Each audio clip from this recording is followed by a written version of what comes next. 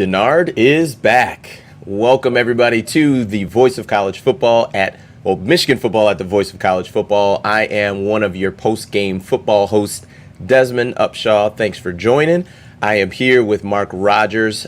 Before we get started, please like and subscribe. Share the video out to the Voice of College Football.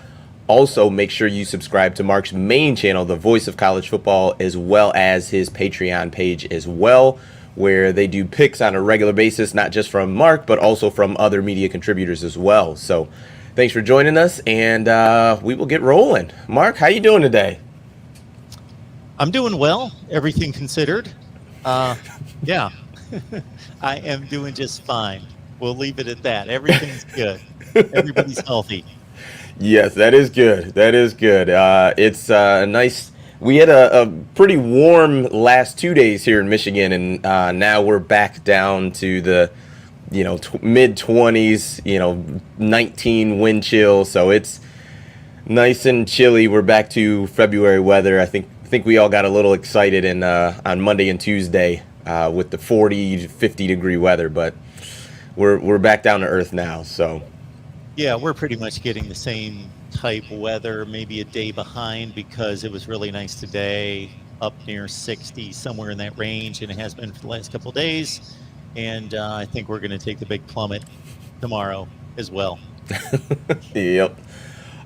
So we've got Michigan spring football is starting up, but before we get into that, I actually wanted to kind of start off with Juwan Howard. I know we're the Michigan football channel, and but he's a Michigan head football or basketball coach, and the situation he had just a couple days ago was a pretty big deal.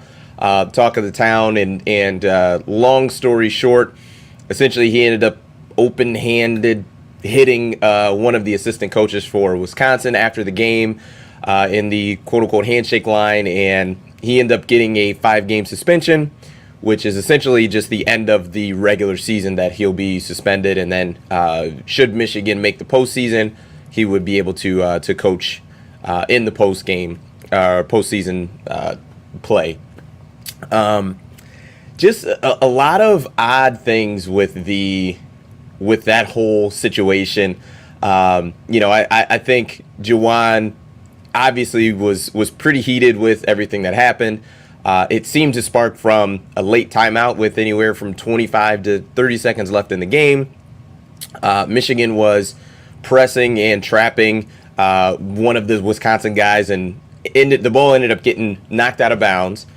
And Wisconsin still had possession, but the coach called a timeout. They were up pretty big. Juwan didn't love that. So in their handshake line, he had some words for Coach Gard, and Gard was trying to explain himself as to why he called the timeout, and Juwan didn't want to hear it, and it just was a pretty tense situation, and just escalated. And as I thought about it, and was checking out Twitter and seeing what other people said, the interesting part to me was it seemed that Juwan's frustration sparked from Coach Gard calling a timeout. And my initial thought was, well, if you're not pressing and trapping the Wisconsin players, the coach is probably not going to call a timeout. So that, to me, that is a result of what you either did or let your players do. And also, too, like Juwan Howard has done the same thing as far as calling a timeout late in games when he's up big. And I don't think there's anything wrong with that. Like, I'm a big component, and when it comes to even in football, that some coaches take knees, some don't. I'm like, it's your job when you're on defense to stop them. So I don't think there's anything wrong with Coach Gard or Coach Howard coaching their guys until literally the horn in the game is over.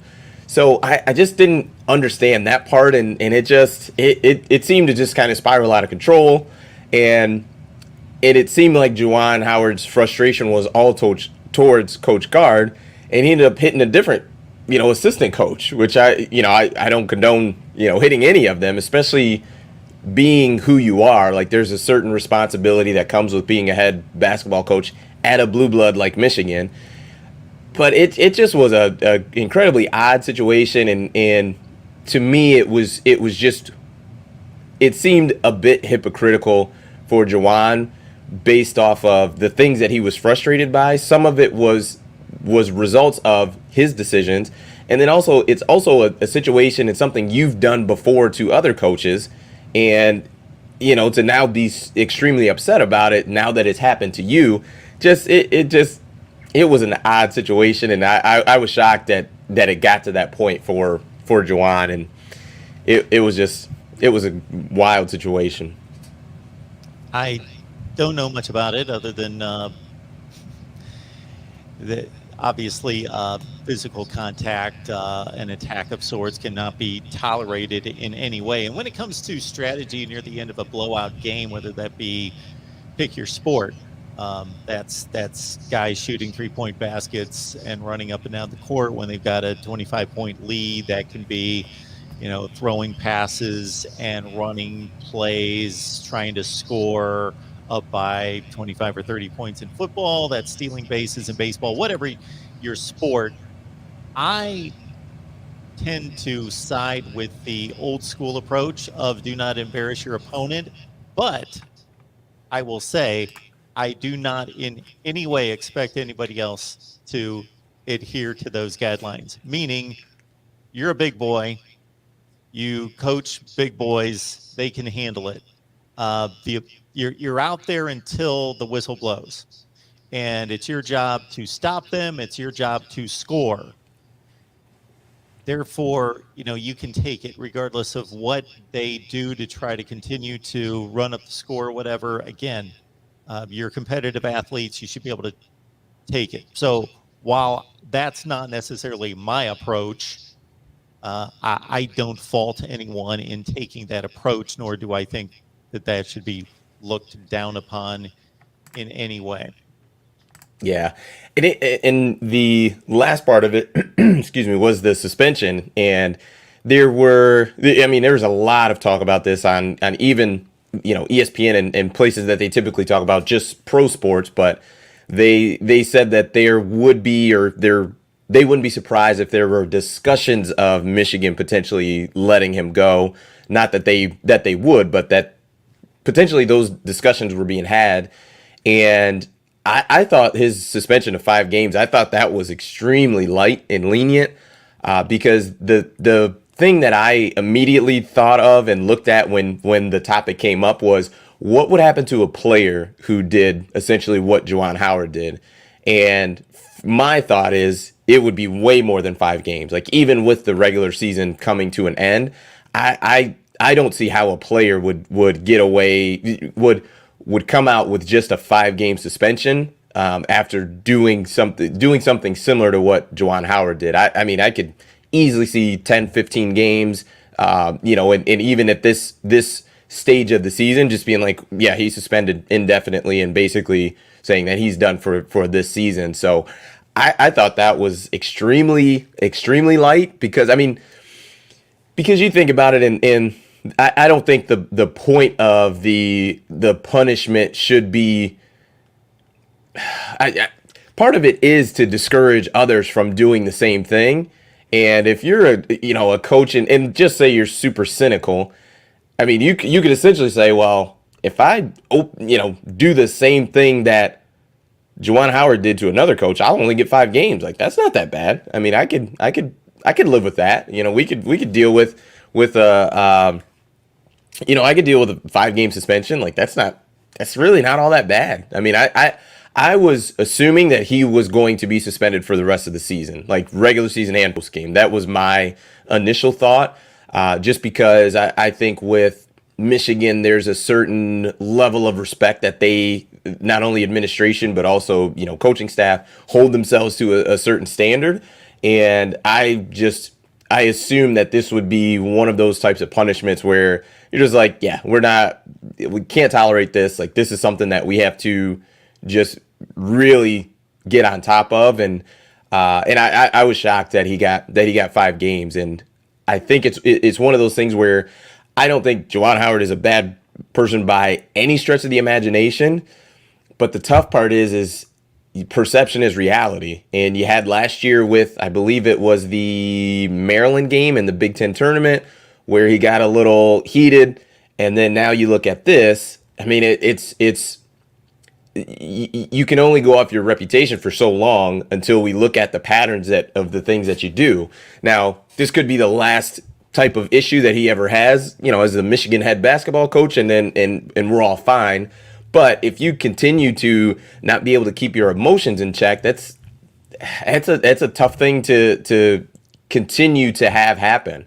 And if that does continue to happen, what's the next event that's going to happen? You go from being upset at the Maryland coach in that game, and then you've got this situation. I mean, what's the next one if we're continuing to elevate and escalate these situations? So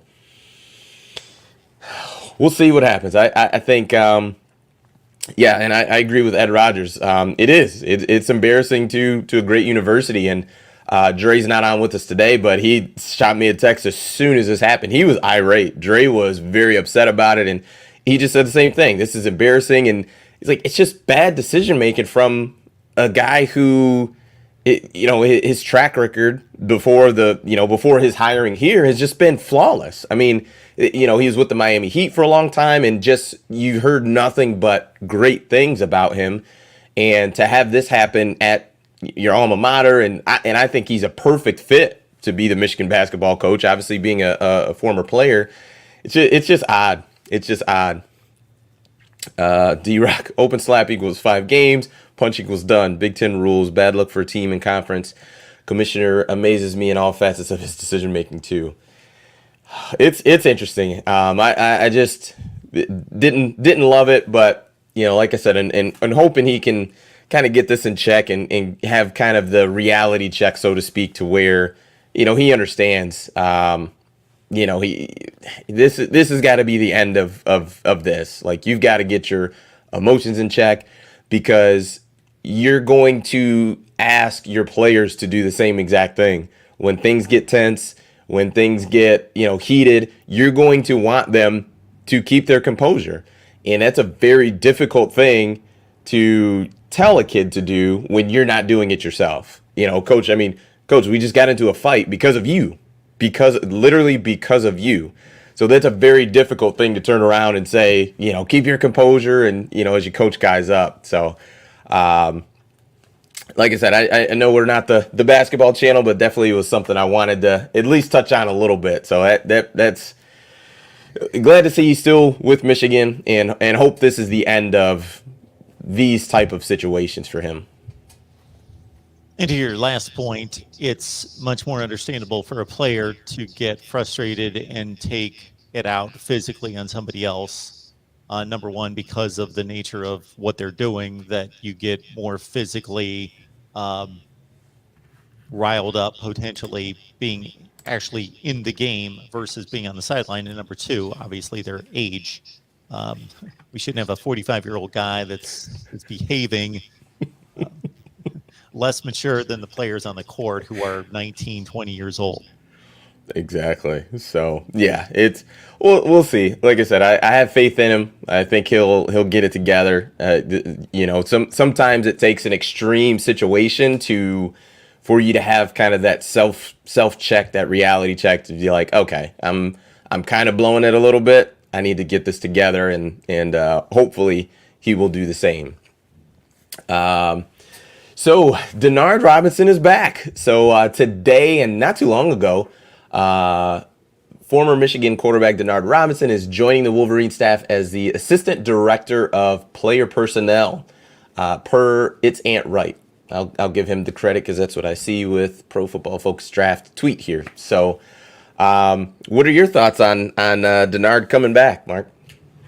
Well, Dre would be the best person to address it from a Michigan fan and allegiance standpoint, because some fans want their coaching staff, the people surrounding the program, to be ingrained in the program. They want they enjoy seeing former players, former coaches. They want to see the alumni migrate back to the school, just to be nostalgic, number one, or number two, just believing that those people are more invested, they care more, they're going to do a better job. I don't have a lean one way or the other. I think you shouldn't be going out of your way to do that. I don't think that that builds a competitive culture if you're leaning on and chasing down former stars and heroes of the program to make those hires. But at the same time, I think that there's room for that, and I think that you should capitalize on your past in regards to, I think Miami may do this better than anyone. It may have been the first to really invite former greats back on a regular basis and in a public venue where you would see their games. Now you see it all over the place with college teams where NFL players that are either retired or on a bye week come back and are on the sideline, and it helps promote the school, promote the program, bring attention to obviously the program producing great NFL players. But Miami was the first one where just scores of players would be on the sidelines for games, and I think that is a positive as long as you're not bypassing more talented, qualified people to make that reach. So I think there's a positive aspect to it. That's about all I've got to go on. In terms of Denard Robinson as a player, he's got to be what? I think his last year at Michigan was 2012, I believe. I think you're right. And so that would make him roughly 30, 31 years old at this point. He had a brief career in the NFL. I remember him with the Jaguars. I don't know if he kicked around to anyone else, but he was one of the best running backs that ever played quarterback in the history of college football. I'll say that. I don't know how Dre would respond to that, but the guy should not have been playing quarterback in college football. I'll say that. Couldn't throw.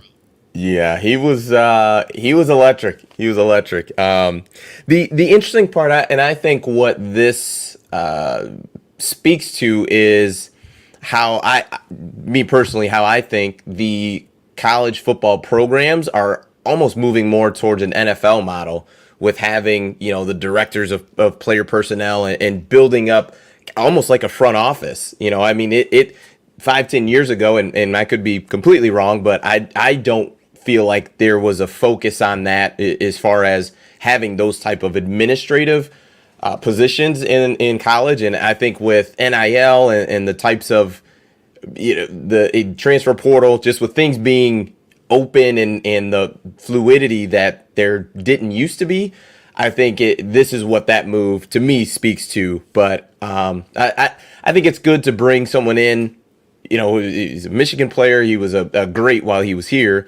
And I think someone who has NFL experience, who can speak to, incoming players or current players of how that business is, because it's one thing to think that and it's another thing to talk to someone who's been through it before. I'm sure Denard has had difficult conversations where a GM or assistant GM or whatever the case may be, head coach, has to bring him into his office and say that, you're cut. Sorry, you didn't make the roster. So those are the types of things that he can speak to current players to understand and get a better grasp of it, and understand that it is a business. It's not, yes, these coaches are going to do their best to build a relationship with you, but understand that first and foremost, this is a business.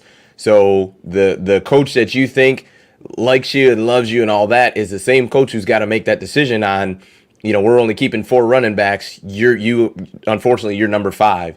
And, I think it'll be a really good person, a good resource to have just around the players, around the program, that guys can just come to him and say, hey, what was it like? And, so I think it's a good move.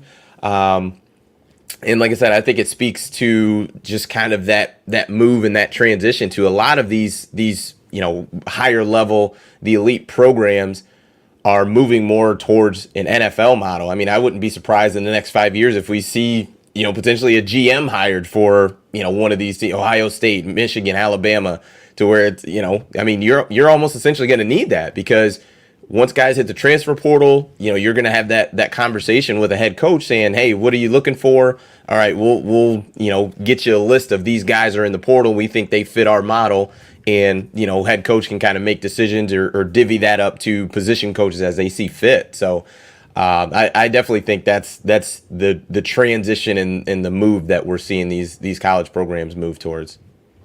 Yeah, in so many ways, it's becoming an NFL model, as you just mentioned. And with the NIL situation, the only thing that a college football staff does not have to deal with right now, they have to deal with so many other things that an NFL staff does not have to deal with keeping players eligible, making sure that they're passing grades and that they're staying eligible, and so many other things. But in addition to that, they don't have to deal with a salary cap. Now, we'll see what restrictions and limitations come into play once somebody gets a hold of NIL and whenever that happens and deals with that. But yeah, the transfer portal being like free agency, and even more difficult to deal with than free agency, because anybody can be a free agent at any time, and it goes on endlessly throughout the year. That you would think that that there are going to be more off the field personnel needed to manage a college football program with the transfer portal and with NIL. It's something. It's something. And I think of even that benefit too is, for instance, like Michigan. Let's say I'm a highly recruited senior or junior, right? Having a relationship not only with my position coach, with the head coach, Jim Harbaugh, but also now, another person like a Denard Robinson. I now have a relationship with all three of them, so that if, let's say, I decide to go to Oregon, and after that I want to transfer and potentially I'm in the transfer portal, well, Denard Robinson is another person who can reach out to me as someone in the transfer portal. And let's say Michigan is, going through a bowl game prep or a college football playoff prep, to where Jim Harbaugh doesn't have a ton of time to dedicate that to talking to, a kid who's in the transfer portal. Well, now you've got a director or assistant director of player personnel who can make those phone calls and figure out what it is that this transfer wants. What things are you looking for? We had a good relationship. You came to visit, so on and so forth. What do you need to see from us in order to make a commitment? So I think it's just having another resource. It's having someone else who can dedicate time, and I think the key in his role being it's an off the field role. So he's not going to be coaching, and he's not going to be going through the type of preparation that a Jim Harbaugh and a position coach is going to be doing. It's something where he may have more time, especially during the season, to be able to dedicate to kids in the transfer portal and being able to bring those kids on campus. So it's I think it's a good move, and I think like I said, it'll be good to have another resource there on campus that'll be able to help with the recruiting efforts, because like you said, it's free agency. I don't know how many kids are in the transfer portal right now, but it's probably still a ton. And we also have the wave coming up of after spring ball, because that's going to be another, I would think, mass exodus of kids on scholarships jumping in the transfer portal, right? It's going to be clear going into the summer, well, I'm not going to be the number one quarterback. I'm going to transfer. I'm going to go somewhere else and see if I can play. And we're looking at another uptick coming up in the next, spring ball is usually done around March, April, if I'm not mistaken. So late April. Yeah. So you're looking at another pretty big recruiting cycle, we can call it, coming up pretty soon. So this is a good time to load up your front office. Our guy Christopher, who joins us on a lot of different shows, we appreciate Christopher being here. I'm a bit. I just had to pull this comment up. Rich Rodriguez did pretty well at Michigan. Rich Rodriguez, off the top of my head, went 3-9, 5-7 and 7-6, culminated with a bowl loss by like 5 touchdowns to Mississippi State. Rich Rodriguez was a disaster. Did not do pretty well, Christopher. Disaster. If he was doing that at Illinois, that might be pretty well. True. I think that's the tough part with with text and type is that it's hard to feel the sarcasm without like a LOL or JK at the end. So it's I would agree with that. Yeah, he was. Yikes, that was pretty tough. So we've got, if I can track this here. First, Ed is saying or asking the question, will JJ McCarthy start this year?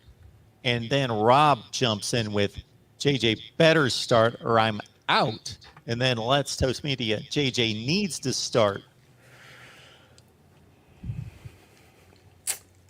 I mean, here's what I would say.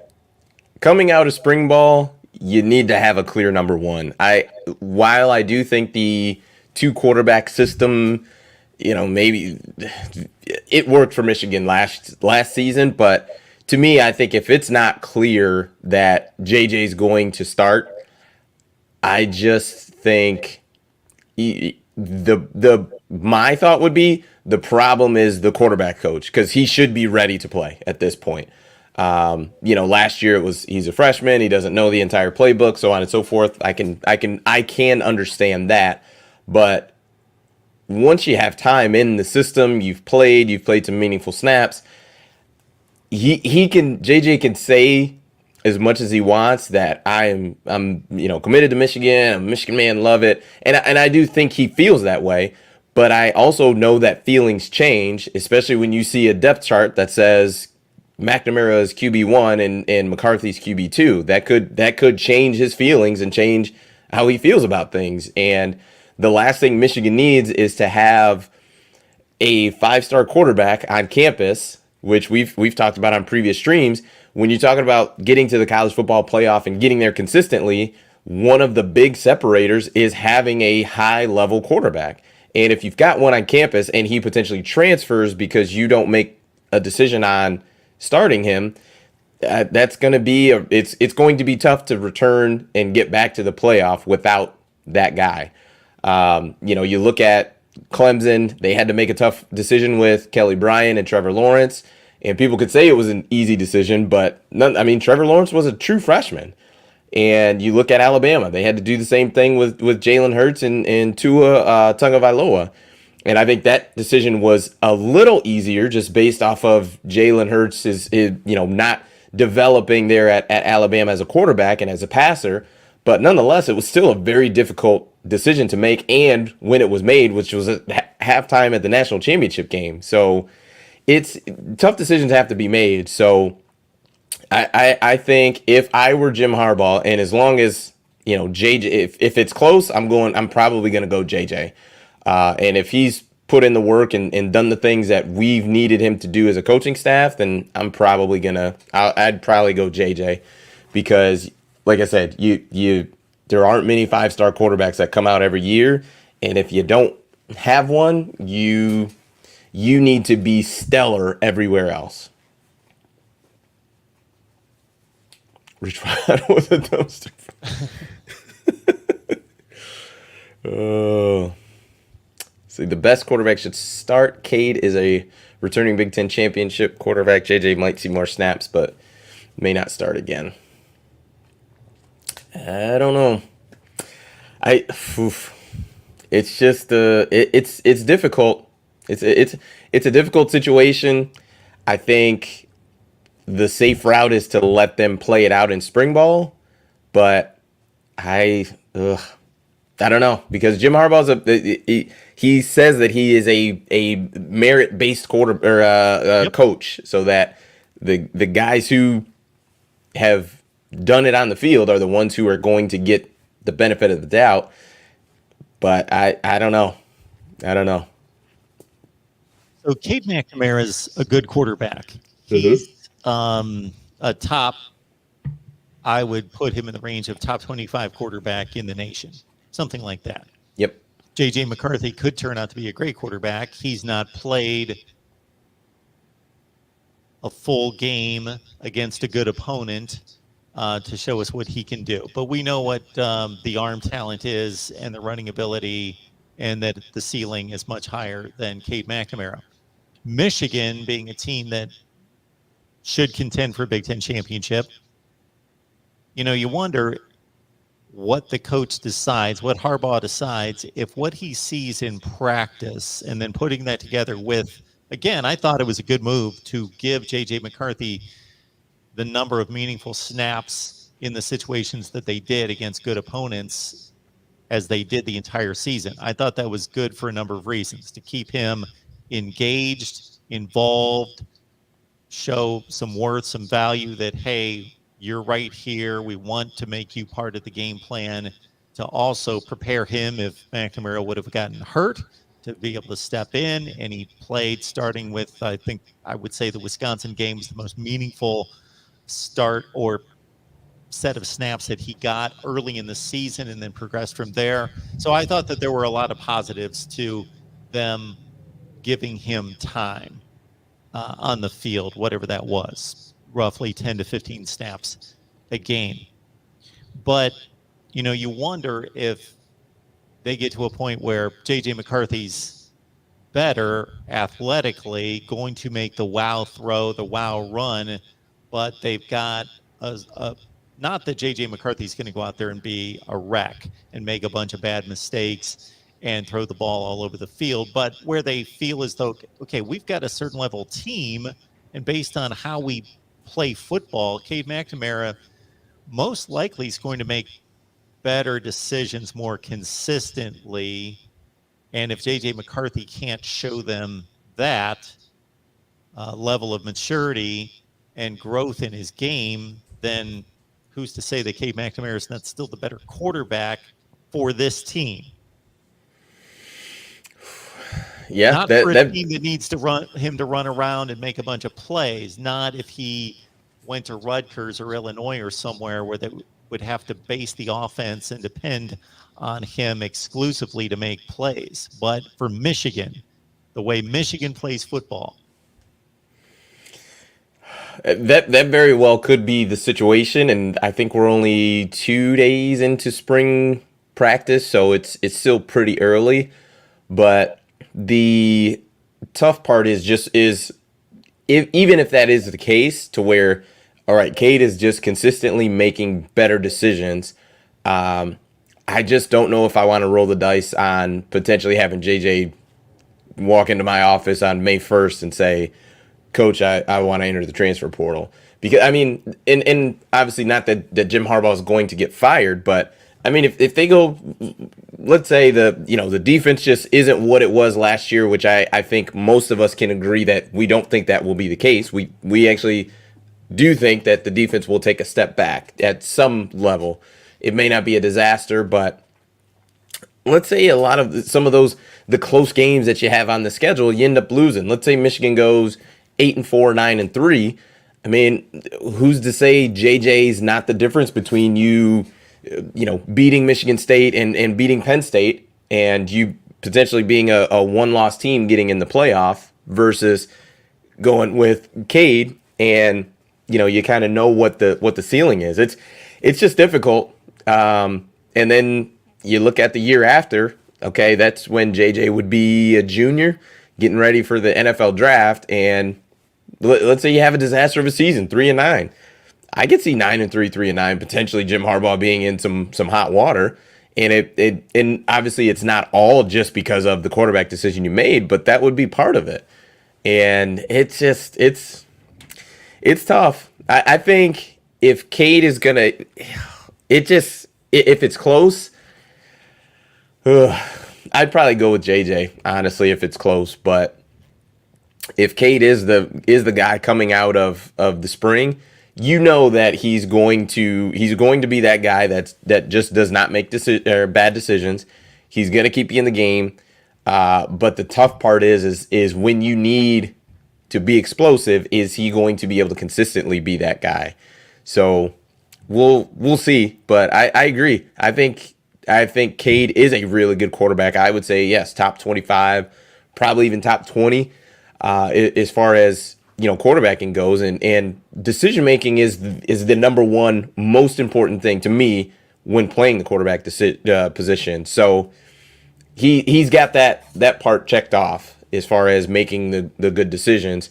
But it's I think that's going to be, for the most part, the talk of spring ball. I would imagine is just coming out of it, who is going to be the starting quarterback. Because to me that is going to be literally the most important question to get answered, is going to be who's the starting quarterback for the season. One Scoop John's here, and he's bringing up a good point that Jim Harbaugh has been in this situation before. So he inherited a number one pick in the NFL draft in Alex Smith, who was a game manager quarterback. Okay. And they made it to 3 consecutive NFC championship games. And was it the third? They had lost 2. So the third season, he turns to Colin Kaepernick. They make it through and get to a Super Bowl. So he pulled the trigger on the more dynamic quarterback, at least at the time. I would say Alex Smith's a better quarterback over the course of his career. But at that point in time, Colin Kaepernick was a more dynamic quarterback. And, yeah, they went to the Super Bowl. The only caveat is when Colin Kaepernick initially came in, Alex Smith got hurt. I think he had maybe a concussion or something like that. So it wasn't as if Alex Smith was playing and he just pulled the trigger on Kaepernick. Now, I think Kaepernick obviously did himself plenty of favors by playing well once Alex Smith went out, so that it was a very difficult decision to say, man, this guy's rolling. We're rolling as a team with him in there. Let me go back to my starter. I think that's the only maybe tidbit that I would add on that decision. Was it really the tough decision was, okay, the Alex is back. Do I go back to my starter, or do I just keep rolling with what we've got going right now? And that's a major difference. I agree. You just brought to light. I forgot about that. So that's a major difference, because that has been done routinely by coaches throughout the decades, where backup quarterback comes in because of an injury, plays extremely well, the team's on a roll, and it's now his job. They're not going to revert to, unless the guy's a legend, they're not going to revert to the starter when the backup quarterback has played that well. There are a zillion examples of that. Yeah, so that's the tough part. Is, I mean, this is going to be a very fascinating story as far as in spring ball, and I'm not sure when we will even get the answer, because I could see this team coming out of spring ball without Jim Harbaugh not having or making a definitive statement either way on who the starting quarterback is. So I wonder if he's going to try to, I don't want to say string, any one of these guys along, but if he's going to try to just be as non-committal for as long as he possibly can, just to keep them both on campus, to see if we can I get into fall camp with both of these guys, and then we'll go from there. Because I'd imagine, let's say, JJ's got it in his mind, if I'm not the starting quarterback, I'm going to transfer. Well, it's a lot tougher to transfer in September or August than it is to transfer in May. So we'll see we'll see what happens. It'll be a great storyline, and it'll be interesting.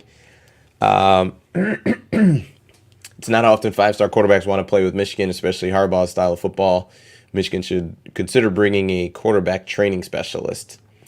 It's interesting. I mean, the last 5-star quarterback that Michigan had was actually the number 1 draft pick of the USFL today and today or yesterday, Shea Patterson for the Michigan Panthers, home team. Maybe I'll start rooting for them instead of the Lions. But yeah, you had Shea Patterson and like 5-star. I mean, I think Denard, I don't even know what he was. I don't think he was a 5-star. I think he might have been a 3 or 4. I mean, I would imagine, unless I'm just off, would it be Drew Henson? And even Shea Patterson was not a Michigan signee. Correct. Yep, he was a transfer from good old Ole Miss. Yeah, I would have to think, and I would like to think it wouldn't be Drew Henson, but honestly, that's my initial thought. Is that before Patterson probably would be Drew Henson, but let's see. Drew Henson was a talent. He was. He could sling it. I even think Gardner was probably a 3 or 4-star. Who was? Devin Gardner. I don't think he was 5-star. I think he was probably 3 or 4. So I just looked up Denard Robinson. Number 1, he was listed as an athlete, not a quarterback, and he was the 9th rated athlete in the country, and it was a top 120 player, but he was still a 4-star. Okay.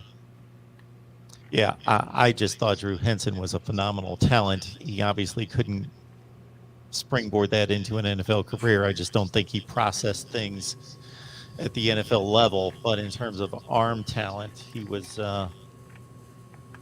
high on the charts. Yes. And I want to look up to see if Drew Henson threw a ball against Ohio State in 2000 where he went like 22 out of 24 in that game, first of all. And he was pinned up against the right sideline. They had the ball at like the 10-yard line going in. So based on that, you wouldn't have thought it was a long throw, but it was a ridiculously long throw because of the angle. He rolled right. They had him pinned up against the right sideline, and he threw a ball against 3 NFL defenders in the secondary for Ohio State. Nate Clements, Ahmed Plummer, Michael Doss, all played in the league. All were 1st or 2nd round draft picks. He threw a ball from the right sideline all the way to the left corner of the end zone. And they thought they had an angle on it, and he just gunned it, just a howitzer all the way across the field, and none of them got to the football. Yeah, it's some guys are just it's just not fair as far as as far as how they're able to do certain things with when it comes down to sports. I don't know. I couldn't see if Henny was a 5-star or not, but I don't think he was. But yeah, nonetheless, or maybe it was. Blank name says. But these guys don't come a dime a dozen. I guess I'll just say that the simplest way. I mean, unless you're Lincoln Riley, who seems to get them essentially a dime a dozen, it's just a very difficult thing to do, and I don't want to roll the dice on potentially having one of those guys that I had here committed. Loved Michigan, have him walk out the door. So that's that would be my thought on it. But unless Henny or JJ McCarthy just has a meltdown in spring ball, I think it's I'd probably go JJ. Chad Henne, 5-star, top 20 player in the country, number 3 rated quarterback. It's pretty darn good, and he was pretty darn good. Yeah. So, but that's also a very long time frame too. Yeah, this is. Those are I think last year was 07, so this is like 04. Oof. This is a long, long time ago. Well, yes, folks, it we is. appreciate you all being here for Michigan Live every Wednesday. We're here with Desmond Upshaw, our guy right here. Anchors our Michigan postgame show during the season, along with Dre Artis. And I want to remind everyone, this may be new news to many of you out there, that we started a Discord on a Tuesday. And so if you go to Patreon, sign up right there. You can follow us to our Discord, where we talk college football and, of course, Michigan football right there on Discord. So just go to Patreon, search MarkRogersTV, and sign up for Discord. And you can talk to me and others. We've got about 20 people signed up at this point already. And are you still taking the poll for emails of you're looking to get a conglomerate of information and data on who your listeners are fans of as far as college teams, right? I am. I absolutely am doing that. You can hit me up at MarkRogersTV at Gmail. You can tell me your story about being a fan, whatever you want to tell me there, but certainly let me know who you root for and how long you've been watching. MarkRogersTV at Gmail. Perfect.